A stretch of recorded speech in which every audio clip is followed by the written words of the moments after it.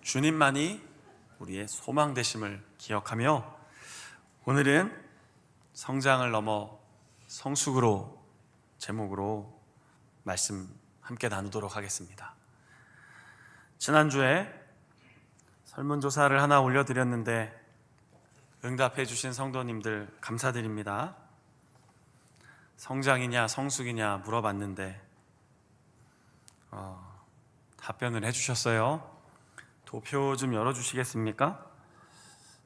나이대별로 그렇게 크게 중요하지 않습니다. 근데 뭔가 했다는 걸 그냥 이렇게 괜히 보여드리려고. 다음. 누가 더 많이 대답하셨나요? 여성분들이 많이 대답해 주셨습니다. 중요한 건 그 다음입니다. 조금 글씨가 잘 안 보이실 것 같긴 한데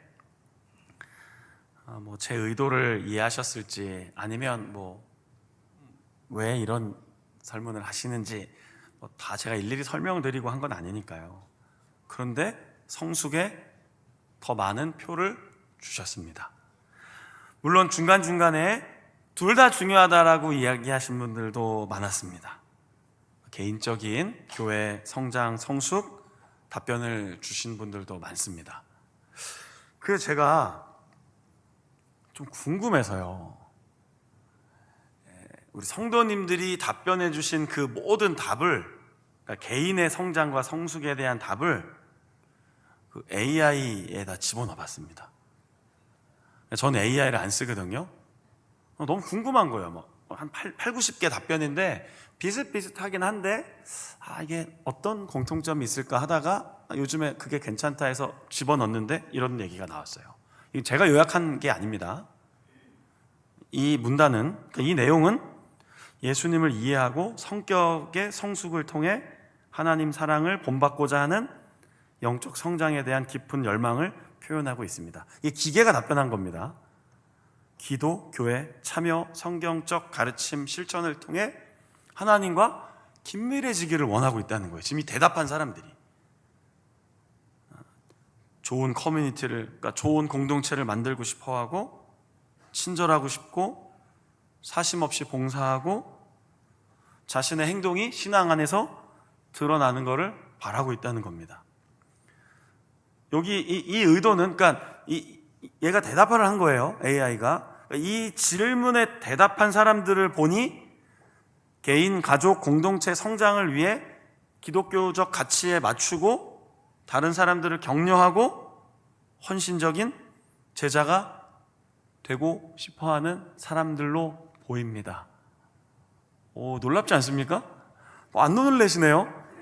제가 이거 만든 거 아니라니까요. 제가 그냥 질문들이 너무 많아서, 답변이 너무 많아갖고 이걸 어떻게 요약할까 하다가 AI에 집어넣었더니 컴퓨터가 이렇게 대답을 한 겁니다. 이 정도쯤 되면 거의 AI 기독교인 아닙니까? 이런 단어를 막 쓰는 거예요. 지금 얘가요. 기계가. 너무 놀래갖고 제가 그럼 압축해 줄래? 했더니 한 문장으로 압축해 줬습니다. 자, 열어주시죠. 이렇게 압축을 해줬어요. 자, 같이 읽어봅시다. 시작.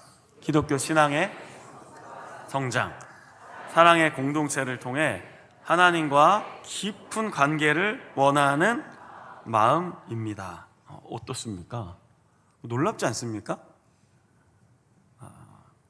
다 저만 빼고 AI 다 쓰시나 봅니다. 놀라지도 않고 왜 저런 얘기를 하시나 싶은 표정도 있으신데, 우리가 생각하는 성장과 성숙을 대부분 더 많은 사람들이 비슷하게 바라보고 있다는 겁니다. 뭐가 중요한지는 중요하지 않습니다. 다 필요한 거죠. 성장 없이 성숙할 수 없고, 성숙은 성장을 기본으로 하는 겁니다. 그런데 그 안에 하나님과 깊은 관계를 맺고 싶다. 이게 답변하신 우리 성도님들의 마음이었습니다. 우리의 비전이죠. 성장을 넘어 성숙으로. 본문 말씀이 히브리서입니다. 주보에도 그렇게 나와 있어서 저는 아무것 고려하지 않고 그 있는 본문을 그냥 그대로 설교하고 있는 겁니다. 그럼 히브리서가 어떤 성경인지 조금 이해하면 좋겠죠.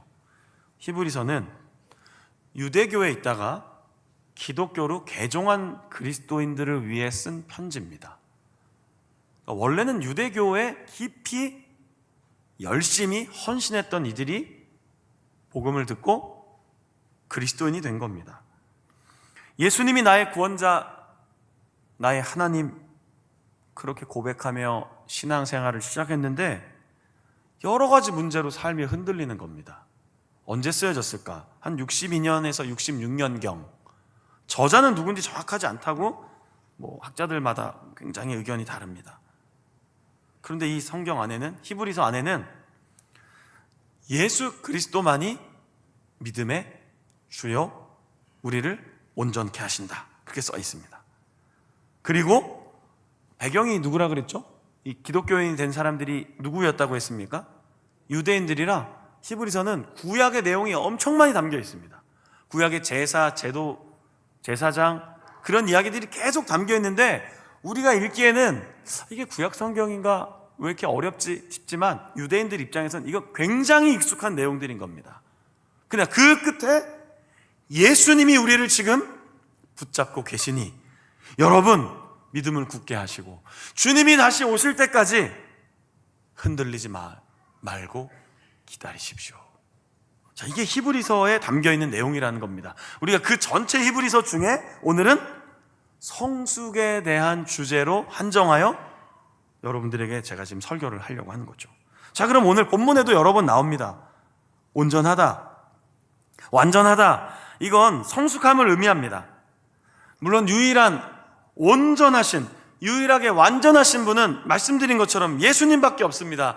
우리의 믿음의 주 되신 예수님만이 온전하십니다. 그래서 히브리서에는 그거를 우리의 큰 대제사장, 우리의 신실하신 제사장, 유일한 우리의 대제사장, 이런 식으로 표현을 합니다. 왜요? 유대인들이니까요. 만약에 우리에게 전달했으면 이런 단어를 쓰지 않았을 거예요. 그런데 유대인들에게 있어서 대제사장이면 어마어마한 역할을 하는 사람입니다. 하나님과 사람을 연결하는, 죄의 그 문제를 해결해 주기 위해 하나님이 쓰시는 사람들이 대제사장입니다. 그 예수님만이 그 모든 문제를 해결해 주실 수 있다고 편지에 담아 놓은 겁니다. 문제는 그건 알겠는데 삶이 자꾸 흔들리는 겁니다. 예수님이 살아계신 거 알겠는데, 하나님이 전능하시다는 것도 알겠는데, 주님이 나의 죄를 용서해 주시고 구원해 주셨다는 것은 다 알겠는데 내 일상이 막 흔들리는 겁니다. 갑작스럽게 일어나는 문제들 때문에, 예상하지 못한 문제들로 인하여 이 어려움이 언제 끝날까, 이런 문제들로. 자, 그럼 히브리서를 처음 이 편지를 받았던 사람들은 어떤 문제가 있었을까요? 예수님이 빨리 오시지 않습니다. 지금 우리는 부활하시고 승천하신 후 2000년이 지나갔습니다. 이제는 사실 그게 더 이상 중심 주제가 아닌 것처럼 보입니다. 어떠십니까? 신앙생활하며 오늘이라도 주님이 오신다고 믿으며 살아가고 계십니까? 먼 미래 아닙니까 자꾸? 저 멀리 있는 얘기지 오늘의 우리의 이야기인가요? 아닐걸요? 여전히 오늘 우리의 관심사는 직장, 돈, 자녀, 건강, 삶의 문제일 겁니다. 주님이 오시지 않는 것 때문에 믿음이 흔들리는 기독교인들은 오늘날 많지 않습니다. 2000년이 넘어갔으니까요. 그런데 이 시대엔 예수님이 승천한 지 30년에서 40년 정도밖에 안 됐습니다. 곧 오실 것처럼 얘기하고 가셨습니다. 그런데 오시지 않습니다. 잘못 가고 있나? 잘못 믿었나? 유대교에 있을걸, 그냥 그 제사와 그 율법 안에 있을걸, 내가 왜 거기서 나왔지? 뭐가 더 좋은 게 있다고.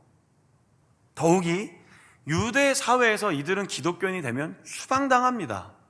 이건 곧 경제적인 어려움을 의미하기도 합니다. 신분이 다 박탈됩니다. 경제적 유익이 사라집니다. 오랫동안 내가 갖고 있었던, 내가 지지하고 있었던, 나를 든든하게 지켜줬던 것들로부터 내가 떠나온 겁니다. 그러니까 자꾸 뭐가 생깁니까? 후회가 생깁니다. 그냥 거기 있을걸, 그냥 있을걸. 만약 우리 성도님들도 오늘 여러분의 가진 지위와 계급과 여러분의 삶의 모든 것, 여러분들의 이게 다 기본 근간이 되는 것들을 좀 버리고 예수 그리스도를 온전히 따르라라고 하면 가실 수 있겠습니까? 쉽지 않습니다. 더 주실 것 같으니까 예수님 믿는 거 아닙니까 지금? 더 많이 채워주실 것 같으니까 예수님 따라가는 거 아닙니까? 그러나 예수님의 첫 번 부르심은 배와 그물을 버리고 나를 따라오너라 였습니다. 이걸 부인하면 우린 예수 그리스도의 제자로서 살아가기가 힘들어집니다. 이런 사정을 알고 있었던 히브리서 저자는 누군지 잘 알 수 없지만 권면을 하는 겁니다. 편지를 보냈습니다. 여러분, 식어졌습니다. 흔들리고 계시는군요. 여러분, 그 믿음의 주님을 붙잡으셔야 됩니다. 그분만이 우리의 죄를 구원하시고 용서해 주신 유일한 대제사장입니다. 이런 고백이 흔들리는 유대교에서 개종한 그리스도인들에게 전달이 됐다는 것이죠. 그리고 오늘 저희는 11절부터 읽었습니다. 멜기세덱에 관하여 구약의 이야기를 계속 하는 겁니다. 아주 중요한 언약의 관점에서, 제사장의 관점에서 꼭 설명해야 될 인물입니다. 그런데 그게 어렵습니다. 그게 말로 어렵고 내용이 어려워서가 아닙니다. 이제 듣기 싫은 겁니다. 그래요? 알긴 알아요. 그렇게 하면 기독교가 뭔지는 알아요. 교회 가면 무슨 얘기를 하는지는 알아요. 그런데 내 삶에 아무런 영향이 없어요. 이 얘기를 하고 싶은 거예요. 이 당시 성도들이요. 하나님 살아계신 것과 내 일상이 무슨 관계가 있냐라고 자꾸 반문하는 거죠. 나는 왜 점점 더 어려웁니까? 나는 왜 점점 더 힘들어집니까? 나는 왜 점점 이 문제가 해결이 안 됩니까? 라고 호소하고 싶었던 거죠. 그럴 때 11절에 히브리서 저자는 이렇게 얘기합니다. 여러분의 귀가 지금 둔해졌습니다. 듣기 싫어하는 것 같습니다. 우리 사랑하는 성도 여러분, 내 귀가, 내 마음이 닫혀지지 않기를 하나님께 기도해 주십시오. 이 닫히는 순간 끝나는 겁니다. 설교도 안 드릴 겁니다. 찬양도 안 들어올 겁니다. 기도도 안 들어올 겁니다. 아니요, 못할 겁니다. 은혜라는 얘기를 할 때 그게 왜 은혜냐고 반문하실 겁니다. 오늘 이 자리에 계신 우리 모두에게, 또 방송을 통해 지금 함께 예배하고 있는 우리 모든 성도님들 마음을 성령님께서 붙들어 주시기를 소망합니다. 12절에 보니까요, 여러분이 이제 성숙한 사람이 되어 누군가를 인도해야 될 위치에 서 있는데 여러분은 아직도 초보와 같습니다. 13절에는 젖을 먹는 자는 어린아이라고 했는데 여기서 말하는 어린아이는 순결하고 순수한 차원에서의 단어가 아니라 아직 미성숙하다라는 뜻에서의 어린아이입니다. 단단한 음식을 먹고 장성하여 힘을 내어 연단을 받아 분별하여 많은 사람들을 옳은 길로 이끌어 가야 할 기독교 공동체가 지금 흔들리고 있다는 겁니다. 오늘 성경을 읽고 제가 전하는 설교를 듣는 우리 성도님들은 어떠십니까? 혹시 성숙하지 못한 채 시간만 흘려보내고 계시는 것은 아닙니까? 어찌어찌 잘 살아갈 수는 있습니다. 다 그냥 살아갑니다. 살면 사라집니다. 그런데 아까 그 설문지의 답변들을 요약했던 것처럼 예수 그리스도를 닮는 데에는 늘 거리가 먼 것은 아닌가요? 그걸 오늘 질문 드리고 싶은 겁니다. 6장 1절에 초보라 그랬습니다. 그리스도의 도의 초보, 그리스도의 도가 초보가 아니라 그 처음 신앙을 가질 때는 우리가 다 모든 걸 알 수 없으니까요, 초보와 같이 하나씩 쉬운 내용들을 배우면서 신앙의 성장을 이루어가는 겁니다. 그런데 이제는 어느 정도 수준이 되었는데도 아직도 이 메시지 성경에는요, 이 초보를 유치원생이라고 묘사를 해놨습니다. 자, 유치원이 보통 나이가 몇 살 정도 됩니까? 우리 교회도 영유아부 있는데 유치원 아이들 나이가 어떻게 되죠? 너무 오래돼서 이제 잊어버리셨죠. 우리 아이가 지금 유치원 다니면 몰라도 이제 뭐 거의 손주들이 다니고 있을 정도면 사실 좀 헷갈릴 수 있는데 5, 6, 7 정도 됩니다. 만약 정말 그 아이들이 5, 6, 7세가 그냥 그 행동을 한다면 당연한 겁니다. 귀여운 겁니다. 어리광 부리는 거 귀여운 겁니다. 막 떼를 부리고 귀여운 겁니다. 지난 토요일에 죄송합니다. 새벽 기도 때 아이들 나오라고 했는데 진짜 요만한 아이서부터 이만한 아이까지 다 나와서 제가 기도해 주는데 진짜 요만한 아이는 막 진짜 막 이게 눈 비비고 막 이렇게 나와요. 얼마나 귀엽습니까? 5살, 6살, 7살 되는 애들이 막 강단에 올라와서 목사님에게 축복 기도 받는데 이 아저씨가 사실 누군지는 잘 모르는데 그냥 나와서 막 머리에 손 대고 막 하니까 잠깐 얼어 있다가 고마워 하면 이러고 이제 살짝 웃고 나가는 그 아이들은 막 그냥 그렇게 좀 철없는 행동해도 됩니다. 그러나 만약 제가 여러분의 담임 목사로 온 제가 주일날은 이렇게 그냥 멀쩡해 보이는데 가운 입고 주중에는 5살, 6살처럼 행동하며 자운지역을 돌아다니고 있다고 생각해 보십시오. 우리 목사님 순수하다. 새로 오신 목사님 순수해. 역시 영혼이 맑아. 그러실 거예요? 말도 안 되는 얘기잖아요. 나의 지금의 모습을 오늘 점검해 보시라는 겁니다. 제가 여러분들을 질책하고 경계를 권하고 이런 거 아닙니다. 나 스스로가 하나님 앞에서 성장했는가? 그걸 넘어 성숙해져 가고 있는가? 돌아보자라는 것이죠. 저는 2002년에 강원도 철원에서 군생활 시작했다고 여러 차례 말씀드렸습니다. 제가 그때 차를 하나 구입했습니다. 제가 제 차를 되게 아꼈는데 그 사진이 별로 없더라고요. 그런데 하나를 찾았습니다. 강원도 철원에 제 연대교회입니다. 기드원 교회 앞에 저 눈이 많이 내리는 날 제가 늘 타고 다녔던 3년을 탔는데 제가 거의 한 10몇만을 타갖고 3년 딱 타고 차를 바꿨습니다. 저 차를 타고 다니면서 늘 위문하고 장병들 만나고 전방에 막 험한 데 막 다니고 정말 엄청난 운전 훈련을 받았습니다. 막 잘못 길을 들어갔다가 이게 좀 어떻게 되돌아 나올 수도 없는 길에서 여러 번 되돌아 나오면서 저의 운전 실력이 엄청 향상이 됐습니다. 이건 진짜 어지간한 운전학교에서도 안 배워주는 코스를 막 모르고 들어갔다가 그냥 빠져나와야 되잖아요. 그럼 막 진흙발에 들어가면 막 차를 어떻게 돌려야 되는지 아무것도 배우지 못했던 이 장롱 면허 초보 운전자가 3년 동안 철원에서 엄청난 훈련을 받았습니다. 처음 차를 사고 며칠 운전하는데 머리가 너무 아픈 겁니다. 내가 왜 이렇게 머리가 아프지? 내가 뭐가 무리가 되나? 건강이 안 좋은가? 봤더니 운전 때문이었어요. 운전을 안 하다가 하니까 신경을 엄청 쓰고 있는 겁니다. 병사들도 태우고 다녀야 되죠. 아까 말씀드린 것처럼 길도 험하죠. 처음에는요, 이렇게 운전을 이렇게 꽉 잡고 하시잖아요. 지금도 이러신 분 계시죠? 다 아닌 척 하시네요. 핸들 이렇게 꽉 붙잡고 아무 데도 안 보시고 가신 분들 있잖아요.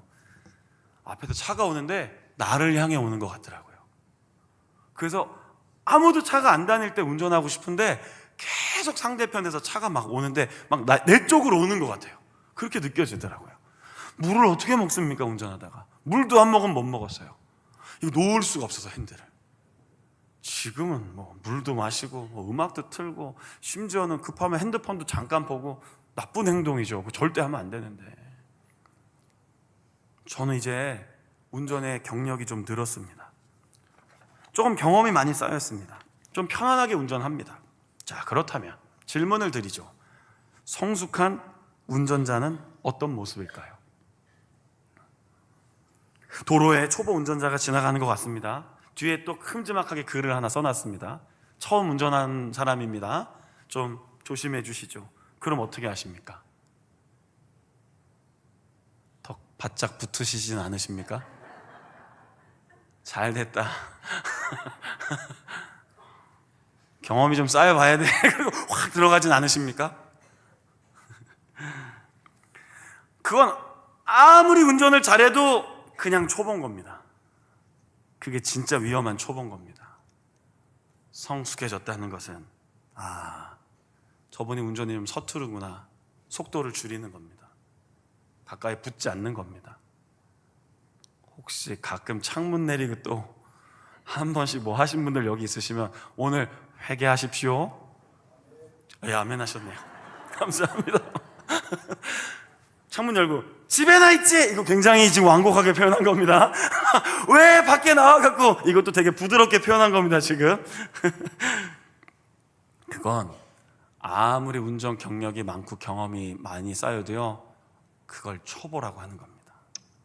성숙함이라는 게 뭡니까?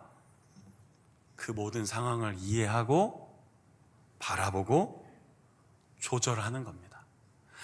우리 사랑하는 성도님들, 2025년 한 해 성장하고 계시죠? 분명히 성장하셨을 겁니다. 시간이 흐르고 신앙의 연수가 쌓이고 이전보다 아는 것도 많아지셨을 겁니다. 교회 안에서 어느 정도 선한 영향력을 끼치고 계실 겁니다. 그럼 성숙은 어떻습니까? 성장은 수치와 데이터입니다. 얼마나 자랐나, 얼마나 많이 모였나, 늘었나. 성숙은 잘 측정은 안 됩니다. 그러니까 이 성숙은요, 빠른 게 아니라 바른 겁니다. 이게 바른 게 굉장히 어렵거든요. 긴 호흡을 하는 겁니다. 그리고 깊어지는 겁니다. 하나님이 우리를 분명히 높여주십니다. 세워주십니다. 굳건하게 서게 하십니다. 그런데 더 깊어지고 깊어지게 하는 것이 하나님이 우리를 향한 성숙이라는 것이죠. 언젠가는 다 멈춥니다. 혹시 여기 조금 이제 나이가 좀 어리거나 한참 아직 자라가야 할 청소년이나 청년들이 있으면 거기는 제외하고, 그래도 기본적으로 나이가 한 40, 50, 60 이렇게 넘어가셨는데 매일 아침마다 키가 1cm씩 크시는 분들 손 한번 들어보시죠.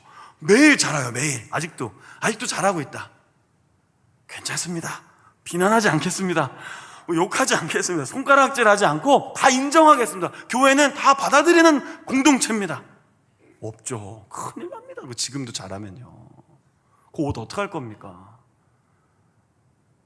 성장은 반드시 어느 순간에 멈춥니다. 자꾸 사람들이 한국교회 성장이 멈췄다고 합니다. 일부분은 맞는 얘기지만 결국 언젠간 멈추는 거예요. 그럼 그 다음이 뭐가 필요합니까? 깊어지는 것이죠. 오늘 2절에 보니까 마지막에 이런 모든 기독교의 교리와 배움과 심지어는 세례, 그리고 죽은 자의 부활, 영원한 심판, 이런 거 다 배우는 거잖아요. 교리로 다 성경 공부를 배우는 거예요. 그런데 이걸 넘어서서 더욱 완전한 대로 나아갈지라, 여기서 쓰여진 그리스어가 있어요. 그게 뭐냐면 텔레이오테타라는 단어예요. 이 텔레이오테타가 완전, 성숙이란 단어인데 그 의미를 좀 풀어서 설명하면 이렇게 돼요. 예수님을 닮아가는 것. 이거 너무 빨리 넘어갔는데요. 네. 그 텔레오테타 좀 열어놔주세요. 예수님을 닮아가는 것. 나의 인격이 예수님을 닮아가는 겁니다. 성숙함이 단단한 것을 먹는다고 하니까 막 강한 이미지 같죠? 사실은 더 부드러워지는 겁니다. 우유부단함이 아닙니다. 부드러워지는 겁니다. 온유해지는 겁니다. 하나님 말씀에 의해 길들여지는 겁니다. 하나님 말씀 위에 굳게 서는 겁니다. 그리고 예수님의 모습이 나의 삶을 통해 드러나는 것입니다. 그럼 반문하실 것 같아요. 우리가 어떻게 예수님이 될 수 있냐고요? 맞아요. 예수님 될 수 없어요. 예수님이 되는 게 아니에요. 우리가 예수님 모습에 어느 정도, 어느 일부분, 어느 일정 부분을 따라가는 겁니다. 우리는 이 땅에서 완전해지고 온전해지지 않습니다. 우린 늘 그 나라 가기까지 순례의 여정을 통해, 믿음의 여정을 통해 예수님 닮아가는 과정을 살아가는 하나님 나라의 백성들인 겁니다. 자꾸 반문하시더라고요. 예수님처럼 살아가라고 한다고, 막 부담 주신다고. 아니에요. 부담 드리려고 하는 게 아니에요. 나의 삶을 통해 예수님의 모습이 드러나는 것이 아까 설문지 답변한 것처럼 결국 우리가 바라고 소망하는 것들이잖아요. 어떻게 가능한가요? 3절 읽었잖아요. 절 한번 따라해 주시죠. 하나님께서 허락하시면, 네, 다시 한번 따라해 주시겠습니까? 하나님께서 도와주시면, 네, 그것이 기독교 신앙의 신비입니다. 열심히 살아라, 노력해라, 기도 열심히 해야 됩니다. 말씀 많이 읽어야 됩니다. 예배 꼭 참석하셔야 됩니다. 주일, 수요일, 새벽 기도, 금요 기도에 너무 많아요. 그런데 그거 일일이 다 한다고 정말 성숙해지시던가요? 해야 됩니다. 필요합니다. 그런데 그걸로 채워지는 게 아니에요. 그 과정들을 통해 성령께서 우리를 붙들어 주시면, 하나님이 도와주시면, 하나님이 은혜를 부어주시면 우리의 마음과 생각은 반드시 변하게 되어 있습니다. 하나님께 붙잡힌 바 되면 반드시 우리는 변하게 되어 있습니다. 그 변화에 대해 주님께 우리의 삶을 맡기는 겁니다. 그래서 성숙은 아까 이제 열었던 거 좀 열어주시죠. 버려지는 겁니다. 성장은 자꾸 더 하는 거예요. 나 모두 할 줄 안다. 모두 할 줄 안다. 모두 배웠다. 모두 배워. 나 다 알고 있어. 다 알고 있어. 나 기도도 많이 해. 헌금도 많이 해. 예배도 안 빠져. 성장하는 거예요. 그런데 어느 수준이 넘어가면 이제 하나씩 버리는 겁니다. 내게 아니었구나. 욕심이었구나. 내 생각이었구나. 아휴, 내 고집이었구나. 그래 뭐 하는 거예요? 성숙은 힘 빼는 겁니다. 깊어지는 겁니다. 우리 찬양대도 여기 이렇게 늘 진짜 감사합니다. 1부 때도 2부 때도 강단에서 찬양 드릴 때마다 은혜가 정말 많이 됩니다. 사실은 어쩔 때는 그냥 설교 안 하고 받은 은혜만 누리고 그냥 갔으면 좋겠다 싶을 때가 있습니다. 왜냐하면 찬양대 은혜를 막 줬는데 제가 가끔 망칠 때가 있거든요. 찬양 잘 들었습니다. 노래라는 방식으로 메시지를 전하잖아요. 노래할 때 중요한 게 있어요. 호흡입니다. 호흡.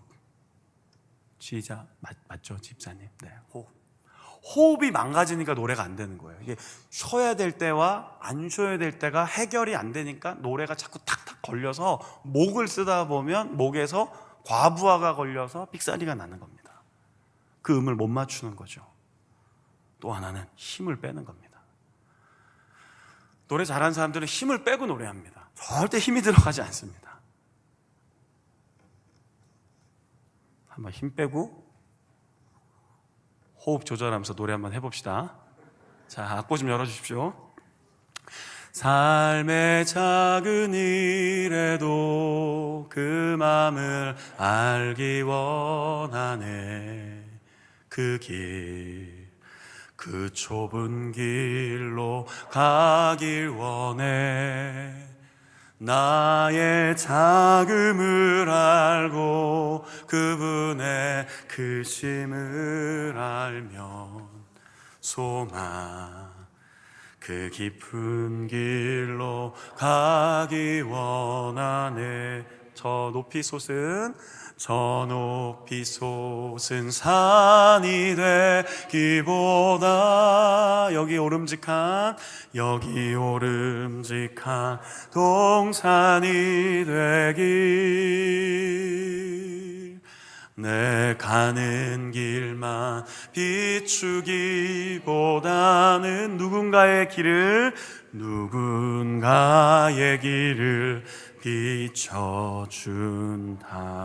비춰준다면. 자, 여기서 잠깐 멈춥시다. 이 찬양 가사에는 내가 노래하듯 내가 이야기하듯 살고 싶다고 얘기합니다. 어떤 모습일까요? 어떤 게 예수님이 기뻐하시는 이야기이고 어떤 게 하나님이 기뻐하시는 노래하는 모습일까요? 막 화가 나서 노래할까요? 막 분이 나서 노래를 할까요? 막 참지 못해서 억울한 마음으로 노래를 할까요? 그 노래는 잘 들리지 않습니다.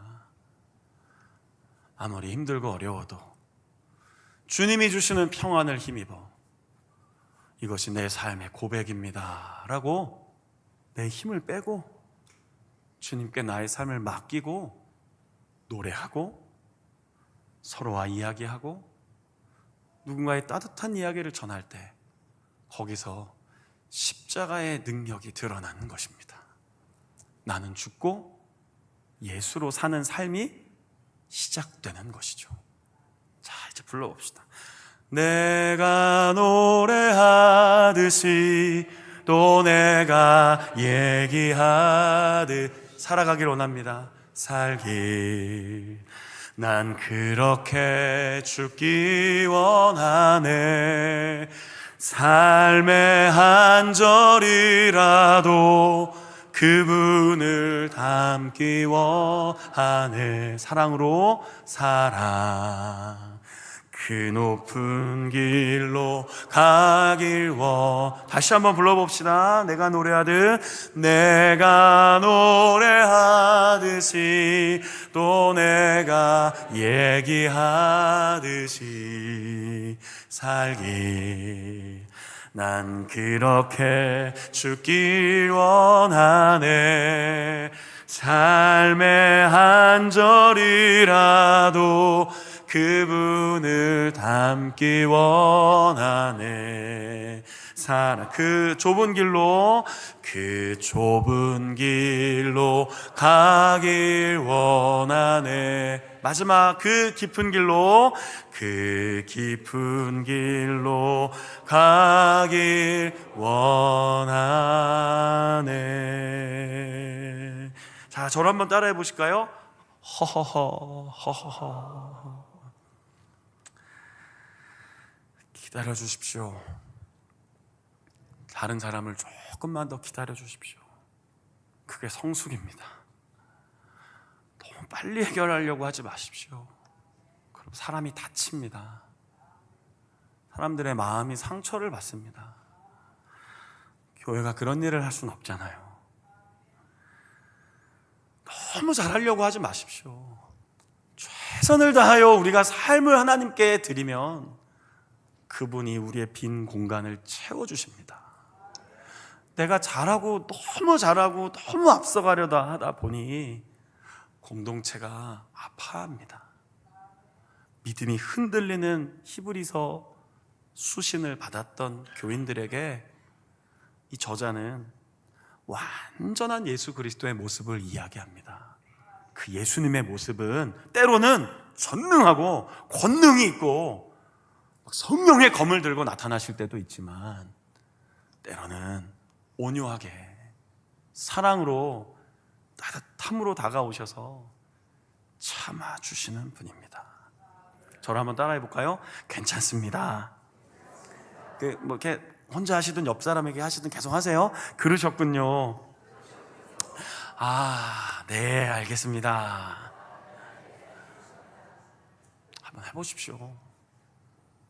한번 해보십시오. 답답하다고요? 목사님 답답해요. 만약 여러분들에게 제가 그럼 뭐라고 하실 거예요? 빨리빨리 하세요. 집사님, 권사님, 장로님, 성도님, 이게 뭡니까? 제가 그렇게 하고 주일날 올라와서는 내가 노래하지, 이상하지 않습니까? 여러분 그거 정말 겉과 속이 다른 거 아닙니까?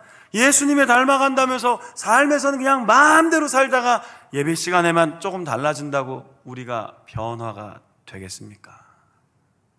힘든 일입니다. 어려운 일인 거 알고 있습니다. 쉽지 않다는 것도 저도 알고 있습니다. 저도 일상을 살아가고 군인으로 살고 있으니까요. 그러나 오늘 여기서 나를 그렇게 대하여 주시고 나의 온전함을 안타까이 여기시며 나의 연약함을 좀 더 성숙해졌으면 좋겠다라고 하시는 그 하나님의 마음을 담은 히브리서를 읽으면서 우리도 한 주간 성장을 넘어 성숙으로 예수님 모습 닮아가는 그리스도인으로 주님 살아갈 수 있도록 도와주십시오. 그게 우리의 고백과 삶이 되기를 주님의 이름으로 축원합니다.